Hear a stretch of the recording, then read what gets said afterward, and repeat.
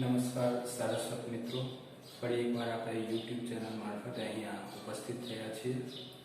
છેલ્લા વિડીયોમાં આપણે જોઈ ગયા તેમ કે આલેખના જે 5 પ્રકારો છે એમાંથી આપણે વૃત્તાંશ આલેખ વિશેની માહિતી મેળવી લીધી.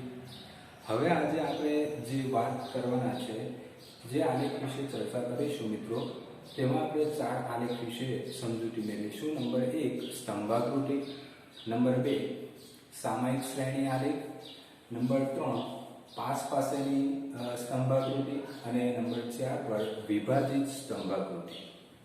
મિત્રો, જે વૃત્તાંશ આલેખ વિશે આપણે સમજૂતી મેળવેલી હતી એમાં જે ગણતરી હતી અને એને દર્શાવવાની જે રીત હતી એ આ આલેખોથી બહુ અલગ પડે છે. તો આ 4 આલેખ છે એમાં એક વાત સામાન્ય છે કે દરેક આલેખ દોરતી વખતે આપણે OX અને OY ધરી દોરીશું. અને પ્રશ્નપત્રની અંદર જ્યારે આપણી પાસે અનુસૂચિ હોય અને અનુસૂચિ દ્વારા આપણે આલેખ દોરવાનો હોય તો એની અંદર OX ધરી પર આપણે કઈ વિગતો દર્શાવવી અને OY ધરી પર કઈ વિગત દર્શાવવી, એટલે કે આપેલ અનુસૂચિની અંદરથી કઈ કોલમ આપણે OX પર દર્શાવીશું અને કઈ કોલમ આપણે OY ધરી પર દર્શાવીશું. તો એ યાદ રાખવા માટે આપણે 2 વસ્તુ યાદ રાખવી પડે. નંબર 1 સ્વતંત્ર ચલ અને નંબર 2 પરતંત્ર ચલ. હવે અનુસૂચિને ધ્યાનમાં રાખીને તમારે નક્કી કરવાનું કે સ્વતંત્ર ચલ કયો હશે અને પરતંત્ર ચલ કયો હશે. તો મિત્રો, પહેલા તો સ્વતંત્ર ચલ એટલે કે જેમાં બદલાવ આવી શકતો નથી,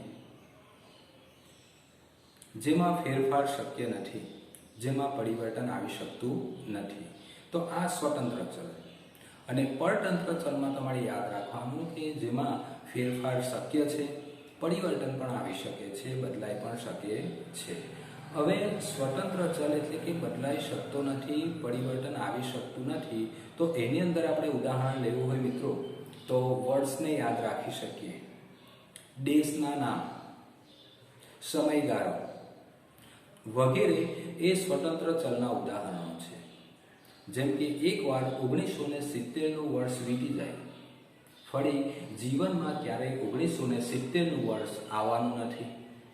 2020 પૂર્ણ થશે ત્યાર પછી 2021નું વર્ષ આવશે, પણ ક્યારેય જીવનમાં 2020નું વર્ષ આવશે નહીં.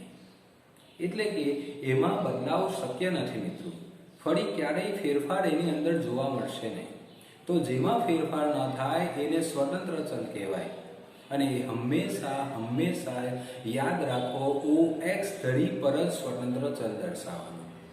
અનુસૂચિ આપણી પાસે અહીંયા છે. અહીંયા અનુસૂચિની અંદર 2 કોલમ આપેલી છે, વર્ષ અને બીજું રાષ્ટ્રીય આવકનો ફાળો. તો અહીંયા આપણે સીધી રીતે નક્કી કરી શકીએ કે વર્ષ જે છે એ સ્વતંત્ર ચલ છે, કારણ કે એમાં બદલાવ શક્ય નથી. એટલા માટે વર્ષને OX ધરી પર દર્શાવેલું છે. અને બીજું રાષ્ટ્રીય આવકનો ફાળો. રાષ્ટ્રીય આવકનો જે ફાળો છે 1970ના વર્ષમાં 45% હોય, 1980ના વર્ષની અંદર 35% હોય, તો આવનારા વર્ષોની અંદર વધારે પણ હોઈ શકે અને ઓછો પણ હોઈ શકે, અથવા તો સ્થિર પણ હોઈ શકે. એટલે કે એનું કંઈક નક્કી ન હોય, ગમે ત્યારે વધી શકે, ગમે ત્યારે ઘટી પણ શકે અને ગમે ત્યારે સ્થિર પણ હોઈ શકે. એટલે કે એમાં બદલાવ શક્ય છે. અને જેમાં બદલાવ શક્ય છે પરતંત્ર ચલ, એટલા માટે રાષ્ટ્રીય આવકનો જે ફાળો છે પરતંત્ર ચલ હંમેશા OY ધરી પર દર્શાવવાનો. મિત્રો, અહીંયા જે OY ધરી છે એ અહીંયા એરો કરીને અહીંયા દર્શાવેલી છે, કારણ કે અહીંયા જગ્યાનો અભાવ હતો. તો જ્યાં જ્યાં પણ એરો પાડેલા છે બધી OY ધરી મેં વર્ડ્સની નીચે દર્શાવેલી છે મિત્રો. હવે સૌથી પહેલા આપણે સ્તંભાકૃતિની વાત કરીએ. OX ધરી પર આપણે કઈ રીતે દર્શાવવી વિગતો અને OY ધરી પર કઈ રીતે દર્શાવવી એનો આપણને ખ્યાલ આવી ગયો. આ અનુસૂચિ છે એમાંથી વર્ષને OX પર દર્શાવ્યું, શા માટે એ પણ આપણે સમજી ગયા. રાષ્ટ્રીય આવકનો ફાળો OY પર દર્શાવ્યો, શા માટે એની આપણે માહિતી મેળવી. હવે તમે વર્ષની જે કોલમ છે એની અંદર ધ્યાન આપો તો 1970 થી લઈને 2010 સુધીના આપણે વર્ષો આપેલા છે. એટલે કે કુલ 5 ભાગ પાડેલા છે, 70, 80, 90, 2000 અને 2010. એની બાજુમાં રાષ્ટ્રીય આવકનો ફાળો છે, એમાં પણ 5 કોલમ, એટલે કે દરેક વર્ષની સામે રાષ્ટ્રીય આવકનો ફાળો દર્શાવેલો છે. તો તમારે જ્યારે બીજી કોલમ દર્શાવવાની હોય તો એની અંદર જોવાનું કે સૌથી મોટો આંકડો કયો છે અને એના આધારે તમારે મિત્રો ભાગ પાડવાના છે. તો જુઓ, પહેલા વર્ષની અંદર 5 ભાગ આપણે અહીંયા પાડેલા છે, 1970, 1980, 1990, 2000 અને 2010. 5 ભાગ પાડ્યા. ઓકે. હવે બીજી કોલમ છે રાષ્ટ્રીય આવકનો ફાળો. તો રાષ્ટ્રીય આવકનો જે ફાળો છે એની અંદર સૌથી મોટો આંકડો 45 છે. તો અહીંયા આપણી સરળતા ખાતર આપણે 50 ધ્યાનમાં રાખવાના અને 50 ના આપણે 5 ભાગ પાડીશું તો 10, 20, 30, 40 અને 50. તો એ જ રીતે અહીંયા આપણે દર્શાવી દીધું 10, 20, 30, 40 અને 50. OX ધરી દર્શાવાઈ ગઈ, OY ધરી પણ દર્શાવાઈ ગઈ. હવે મિત્રો, જ્યારે પણ તમે કોઈ પણ આ ચારની અંદર કે આ ચારમાં જેથી કોઈ પણ આલેખ દોરશો તો એની અંદર OX ધરી અને OY ધરી પર તમારે સ્વતંત્ર ચલ અને પરતંત્ર ચલને ધ્યાનમાં રાખીને એ વિગત દર્શાવવાની. ઓકે.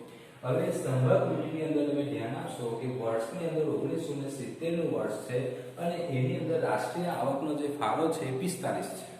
તો અહીંયા જો આપણે સ્કેલ મૂકીશું, આ 40 અને 50 ની વચ્ચે 45 આવે છે, તો આપણે અહીંયા 45 લખેલા છે અને એક સીધી લાઈન દોરી દેવાની છે. એટલે કે તમારે સ્તંભ દોરવાનો છે. સ્તંભ દોરાઈ ગયા પછી બીજું વર્ષ લેવાનું છે અને 1980 ની અંદર 35% રાષ્ટ્રીય આવકનો ફાળો છે. એટલે કે 30 અને આપણે 30 અને 40 ની વચ્ચે 35 આવે છે. તો અહીં આપણે બીજો સ્તંભ દોરેલો છે.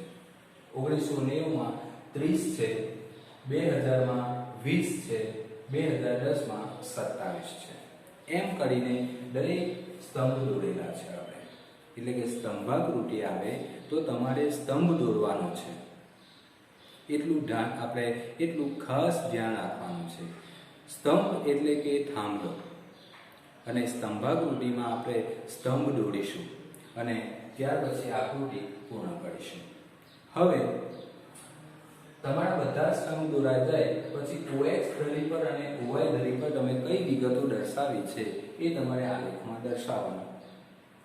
આલેખ પૂર્ણ થઈ ગયા પછી તમારે એનું વિશ્લેષણ કરવાનું. અને અહીંયા ઘણા બધા મિત્રો ભૂલ કરે છે કે જ્યારે વિશ્લેષણ કરવાનું હોય તો સૌથી પહેલા આપણે લખે છે કે આકૃતિમાં કે આલેખમાં OX ધરી પર વર્ષ દર્શાવવામાં આવ્યું છે અને બીજો મુદ્દો લખે છે કે આકૃતિ કે આલેખમાં OY ધરી પર રાષ્ટ્રીય આવકનો ફાળો દર્શાવવામાં આવ્યો છે.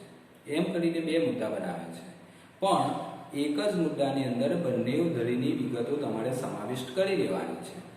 જેમ કે આકૃતિમાં OX ધરી પર વર્ષ દર્શાવવામાં આવેલું છે અને OY ધરીની ઉપર રાષ્ટ્રીય આવકનો ફાળો દર્શાવવામાં આવ્યો છે. આ તમારો એક મુદ્દો થયો. વિશ્લેષણનો બીજો મુદ્દો તમારે દર્શાવવાનો કે આકૃતિમાં જોતા ખ્યાલ આવશે કે 1970 ના વર્ષમાં રાષ્ટ્રીય આવકનો ફાળો 45% છે, જે 1980 ની અંદર 35% છે. એટલે કે 1970 થી લઈને 1980 ના વર્ષની અંદર 10 વર્ષોની અંદર રાષ્ટ્રીય આવકની અંદર જે ફાળો છે એ 10% જેટલો ઘટ્યો છે. બે મુદ્દા થયા. હવે બીજા બે વર્ષોની તુલના કરો. 1990 માં 30%, 2000 માં 20%. એટલે કે આ બે વર્ષોની અંદર પણ રાષ્ટ્રીય આવકમાં જે ફાળો છે એ ઘટ્યો છે અને 2000 અને 2010 ની અંદર તુલના કરવાની છે તો આ વર્ષની અંદર રાષ્ટ્રીય આવકની અંદર ફાળો વધ્યો છે. એટલે કે આ રીતે તુલના કરીને તમારે વિશ્લેષણ કરવાનું હોય છે. એટલે કે આકૃતિ કે આલેખના આપણે 2.5 માર્ક્સ અને 2.5 માર્ક્સ વિશ્લેષણના. એમ કરીને 5 માર્ક્સનો પ્રશ્ન અહીંયા પૂર્ણ થાય. બીજા નંબર પર આપણે સામાયિક શ્રેણી આલેખ લીધેલ છે. હવે સામાયિક શ્રેણી આલેખ આવે તો તમારે એટલું યાદ રાખવાનું કે સ્તંભ દોરવાનો નથી, પણ જ્યાં જે વર્ષે જેટલો આંકડો આપણી સામે આવ્યો હોય ત્યાં એક બિંદુ દર્શાવી દેવાનું છે. એમ કરીને બધા વર્ષોની વિગતો તમારે બિંદુ દ્વારા દર્શાવી દેવાની, જે રીતે અહીંયા બોર્ડ પર દર્શાવેલા છે. આ બધા બિંદુઓ છે અને જ્યારે બધા બિંદુઓ દર્શાવાઈ જાય પછી તમારે એ બધા બિંદુઓને ભેગા કરી દેવાના છે, જોડી દેવાના છે. એટલે કે આ પ્રમાણે આકૃતિ આવશે. તો આ તમારી સામાયિક શ્રેણી આલેખ થશે. હવે સ્તંભાકૃતિ અને સામાયિક શ્રેણી આલેખ એ બંને માટે આપણે એક જ અનુસૂચિનો ઉપયોગ કર્યો છે, વર્ષ અને રાષ્ટ્રીય આવકમાં ફાળો. તો આ જ અનુસૂચિની મદદથી અહીંયા બધી વિગતો દર્શાવેલી છે. હવે આપણે જે પાછળ ચર્ચા કરી ગયા કે વર્ષને કઈ રીતે આપણે વિભાજિત કરવાના, કઈ રીતે આંકડા મૂકવાના, OX ધરી પર કઈ રીતે વિગતો દર્શાવવાની, OY ધરી પર કઈ રીતે વિગતો મૂકવાની, એની આપણે હવે ચર્ચા કરતા નથી.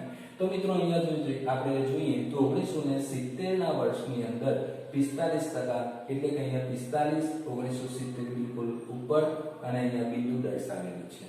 1980 માં 35 તો અહીંયા બિંદુ દર્શાવેલું છે. 30 અને 40 ની વચ્ચે આવે છે 35. 1990 ની વાત કરીએ તો અહીંયા 30 ની સામે અને 1990 ની બિલકુલ ઉપર. અને 2000 ની વાત કરીએ તો આપણે 20 આવે છે તો 20 ની બિલકુલ સામે અને 2000 ની ઉપર. એ જ રીતે 2010 ની વાત કરીએ તો 27 તો 20 અને 30 ની વચ્ચે છે અહીંયા 27. તો મિત્રો આ રીતે તમારે બિંદુ પહેલા દોરી દેવાના અને બધા જ બિંદુઓ જ્યારે તમે દર્શાવી દો તો એકબીજા બિંદુઓને એકબીજાની સાથે જોડી દેવાના. તો અહીંયા આપણે સામાયિક શ્રેણી આલેખ પૂર્ણ થાય. અને બીજી એક વાત કે જે રીતે વિશ્લેષણ આપણે સ્તંભાકૃતિનું કર્યું હતું, જે રીતે વર્ષોની તુલના કરી હતી, જે રીતે OX અને OY ધરીને આપણે પ્રથમ મુદ્દાની અંદર દર્શાવ્યા હતા, એ જ પ્રમાણે તમારે સામાયિક શ્રેણીનું વિશ્લેષણ પણ કરવાનું છે. એટલે કે બંનેમાં એક સરખું વિશ્લેષણ આવશે. તો આ રીતે આજે આપણે સ્તંભાકૃતિ અને બીજું સામાયિક શ્રેણી આલેખ વિશે જોયું. હવે ત્રીજા નંબર પર ખૂબ જ અગત્યનો પ્રશ્ન આલેખ, જે વારંવાર બોર્ડની પરીક્ષામાં પૂછાય છે. ક્યાં તો સ્તંભાકૃતિ, ક્યાં તો પાસેની સ્તંભાકૃતિ, વધારે પડતા આપણે આ બે આલેખ આવતા હોય છે. પણ એમ ન કહી શકીએ કે બીજા આલેખ ન આવી શકે. પણ મિત્રો આપણે આજે એ રીતે સમજૂતી મેળવવાની છે કે દરેક આલેખ વિશે આપણને પૂરતું જ્ઞાન મળી રહે. ઓકે, હવે 3 નંબર પર છે આપણે પાસેની સ્તંભાકૃતિ. પાસેની જ્યારે સ્તંભાકૃતિ આવે છે મિત્રો, તો કોલમ જે અનુસૂચિ આવે છે એ સ્તંભાકૃતિ કે પછી સામાયિક શ્રેણી આલેખ કરતા થોડી ભિન્ન હશે. જ્યારે પાસેની સ્તંભાકૃતિ પૂછાય ત્યારે અનુસૂચિની અંદર એક કરતા વધારે કોલમો એટલે કે 2 કરતા પણ વધારે હોઈ શકે. જેમ કે અહીંયા આપણે જોઈએ કે ગુજરાતમાં સાક્ષરતાનું પ્રમાણ, તો એક બાજુ વર્ષ આપેલું છે અને બીજી કોલમ છે પુરુષ, સ્ત્રી અને કુલ. એટલે કે ગુજરાતમાં સાક્ષરતાનું પ્રમાણ પુરુષ, સ્ત્રી અને કુલ એમનું આપણે દર્શાવવાનું છે. તો અહીંયા 2 જ કોલમ છે, પ્રથમ વર્ષ અને બીજી ગુજરાતમાં સાક્ષરતાનું પ્રમાણ. પણ ગુજરાતમાં સાક્ષરતાનું જે પ્રમાણ છે એની અંદર પાછા પેટા વિભાગો છે, પુરુષ, સ્ત્રી અને કુલ. એમ કરીને પેટા પ્રકાર સહિત આપણે 4 કોલમ બનશે. અને 4 કોલમને આપણે કઈ રીતે દર્શાવવાની મિત્રો તે ખાસ ધ્યાન આપો. તો પહેલા આપણે જોઈ ગયા એમ કે વર્ષ છે એટલે કે સ્વતંત્ર ચલ, અને સ્વતંત્ર ચલ હંમેશા OX ધરી પર જ આવે, અહીંયા આપણે દર્શાવી દીધો છે. અને OY ધરી પર પુરુષ, સ્ત્રી અને કુલ એટલે કે ગુજરાતમાં સાક્ષરતાનું પ્રમાણ દર્શાવવાનું છે. OY ધરી પર એટલે કે મેં અહીંયા એરો કરીને અહીંયા સાક્ષરતા પુરુષ, સ્ત્રી અને કુલ એમ કરીને દર્શાવી દીધી છે. ઓકે, હવે ધ્યાન આપો. 1951 નું વર્ષ છે. પુરુષનું પ્રથમ આપણે દર્શાવીશું, ત્યારબાદ સ્ત્રી વિશે દર્શાવીશું અને પછી કુલ દર્શાવીશું. એક જ વર્ષમાં 3 વિગત આપણે દર્શાવવાની છે. 1951 નું વર્ષ છે. પુરુષ વિશે પણ દર્શાવો, સ્ત્રી વિશે પણ દર્શાવો અને કુલ પણ દર્શાવો. 1951 જે પહેલી આપણે સ્તંભ છે, પહેલો સ્તંભ છે એ 30 અહીંયા લખેલો છે, એ પુરુષનો છે. બીજો સ્તંભ છે અહીંયા 12 લખેલો છે, એ સ્ત્રીનો છે. અને ત્રીજો જે સ્તંભ છે એ કુલ છે, એટલે કે 20 છે. ઓવર. હવે 1951 ની અંદર જે પુરુષની ટકાવારી છે 30 છે, સાક્ષરતાનું પ્રમાણ 30% છે, સ્ત્રીની અંદર અક્ષરજ્ઞાનનું પ્રમાણ 12% છે અને કુલ આપણે 20% આવશે. હવે 1961 ની વાત કરીએ તો પુરુષોમાં સાક્ષરતાનું પ્રમાણ 45 થયું, એટલે કે 1951 ની તુલનામાં સાક્ષરતાનું પ્રમાણ વધ્યું છે. કેટલું વધ્યું? તો કે 30 પરથી વધીને 45 થયું, એટલે કે પુરુષોની સાક્ષરતાની ટકાવારીમાં 15% જેટલો વધારો નોંધાયો. એ જ બાબત અહીંયા સ્ત્રીની વાત કરીએ તો 1961 માં સ્ત્રીની સાક્ષરતાની ટકાવારી 13 થઈ, જે 1951 માં 12% હતી. એટલે કે આ 10 વર્ષના ગાળાની અંદર ફક્ત અને ફક્ત 1% અક્ષર જ્ઞાન સાક્ષરતાનું પ્રમાણ સ્ત્રીઓની અંદર વધ્યું. તો એ 10 વર્ષોના ગાળા ઉપરથી આપણે કહી શકીએ કે આપણા સમાજની અંદર હજુ પણ કેટલાક એવા પરિબળો છે જે સ્ત્રીઓને શિક્ષિત થવા દેતા નથી. આવનારા વર્ષોની અંદર વાત કરીએ તો 1971 માં આપણે પુરુષોની ટકાવારી જે છે એ 50 થાય છે. એટલે કે દર 10 વર્ષના ગાળાની અંદર આપણે જોઈએ તો 30, 45, 50, એટલે કે પુરુષોની સાક્ષરતાની ટકાવારી હંમેશા ઊંચી જતી જાય છે. અને સ્ત્રીની વાત કરીએ તો 30 થાય છે, જે છેલ્લા 10 વર્ષમાં 13 હતી, જે હવે વધીને 30 થઈ. એટલે એમ પણ આપણે કહી શકીએ કે જેમ જેમ વર્ષો જાય છે તેમ તેમ સમાજની અંદર જે કુરિવાજો છે, લોકો જ્યારે સ્ત્રીને વધારે શિક્ષણ આપવા માટે તૈયાર ન હતા, પરંતુ જેમ યુગ બદલાતો જાય છે તેમ તેમ લોકો હવે જાગૃત બન્યા છે અને સ્ત્રીને પણ પુરુષની સમોવડી બનીને ઊભી રાખે છે હવે. એટલે કે અને કુલ જે છે 45 થાય છે. તો આ વર્ષોને આધારે મિત્રો તમારે તુલના કરવાની હોય કે કયા વર્ષની અંદર પુરુષોની ટકાવારી વધી, ક્યારે સ્ત્રીઓની વધી, ક્યારે ઘટી, શા માટે ઓછી રહી. તો એના ઉપરથી તમે પાસેની આકૃતિ દોરી શકો અને અહીંયા જોઈ શકો છો કે પહેલા પુરુષ, પછી સ્ત્રી અને પછી કુલ. એટલે કે ત્રણે ત્રણ વિગતને આપણે એક બીજી ધડી સાથે દર્શાવેલી છે, એટલે કે બિલકુલ નજીક, પાસે. એટલા માટે એને નામ આપ્યું છે પાસેની સ્તંભાકૃતિ. ઓકે, વિશ્લેષણ પણ આ બે આપણે આલેખ જેવું જ રહેશે કે OX અને OY ધરીની ઉપર શું દર્શાવેલું છે, કયા વર્ષમાં પુરુષ, સ્ત્રી અને કુલ ટકાવારી કેટલી હતી, આવનારા વર્ષોમાં કેટલી થઈ, બંને ઉપરથી તુલના કરી શકીશું આપણે કે કોની ટકાવારી વધી છે, કોની ઘટી છે, હજુ કોની અંદર સાક્ષરતા વધારવાની જરૂર છે, કુલ સાક્ષરતા કેટલી છે. એમ અલગ અલગ વર્ષોને ધ્યાનમાં રાખીને તમે આ સાક્ષરતા વિશે સમજાવી શકો. એમ કરીને 2.5 માર્ક્સ અને 2.5 માર્ક્સ વિશ્લેષણના, તો આપણા 5 માર્ક્સ પૂર્ણ થાય. પાસેની જે આકૃતિ છે એ દોરાઈ ગયા બાદ અહીંયા આપણે દર્શાવીશું કે પુરુષ, સ્ત્રી અને કુલ. જે રીતે અહીંયા આપણે સ્તંભ દોરેલો છે એ જ પ્રકારે ત્યાં પણ એ જ કલરથી સ્તંભ દોરીને સામે આપણે દર્શાવીશું. ઓકે, 3 આલેખ વિશે સમજૂતી મેળવ્યા બાદ સૌથી છેલ્લે આવે છે વિભાજિત સ્તંભાકૃતિ. વિભાજિત સ્તંભાકૃતિ એ પણ સ્તંભાકૃતિ જેવું છે, પણ એક જ સ્તંભની ઉપર